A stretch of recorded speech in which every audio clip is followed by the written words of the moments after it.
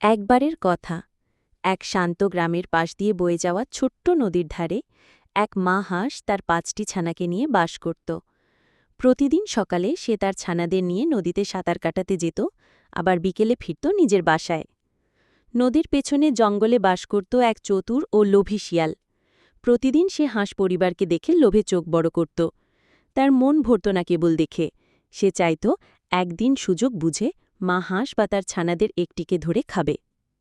একদিন শিয়ালটি ঠিক করল, আজই সুযোগ নিতে হবে। সে সোজা চলে এলো নদীর পাড়ে আর বসিজের আড়ালে লুকিয়ে রইল। মা হাঁস তখন নদীর তীরে বসে তার ছানাদের গোসল শেখাচ্ছিল। শিয়াল ধীরে ধীরে সামনে এগিয়ে এলো। ঠিক তখন মা হাঁসের চোখে তার ছায়া পড়ে গেল।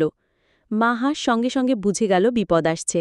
সে একটুও ঘাবড়ে না গিয়ে ছানাদের বলল, তোমরা সবাই পানিতে ডুব দিয়ে আমার ডানার নিচে এসো, কিছুতেই শব্দ করো না।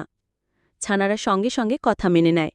এরপর মা হাঁস নাটক করে ডানার একটি পালক ছিঁড়ে পানির ওপর ভাসিয়ে দেয় আর নিজে এক পায়ের ওপর লাফিয়ে লাফিয়ে ছুটতে থাকে জঙ্গলের দিকে। শিয়াল ভাবল, আহা, মা হাঁস হয়তো আহত হয়েছে, এটা তো আমার জন্য সুবর্ণ সুযোগ। সে দৌড়াতে শুরু করল মা হাঁসের পেছনে। মা হাঁস তাকে জঙ্গলের গভীরে টেনে নিল। অনেকক্ষণ দৌড়ানোর পর মা হাঁস হঠাৎ করে উড়ে গেল একটি গাছের ডালে। শিয়াল তখন হাঁপিয়ে গেছে, ক্লান্ত ও হতাশ।